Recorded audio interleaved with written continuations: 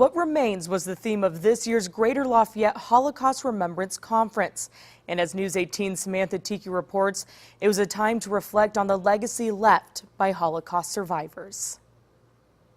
The 34th Annual Greater Lafayette Holocaust Remembrance Conference was a time of reflection. Conference co-chair Sarah Powley says it was a time to remember what can be learned from those who lost their lives and from the survivors. Through education, to help people to learn from the legacy of the Holocaust and treat all people with dignity and compassion. It was also a time to remember Irina Sendler, a Polish Catholic social worker who saved the lives of 2,500 Jewish children from the Warsaw Ghetto. Life in a Jar Association President Norman Kennard spoke about the legacy she left behind. The ripples on the pond of what Irina started, and it's been carried on by the students and by Jack Mayer's book and by the movie and etc.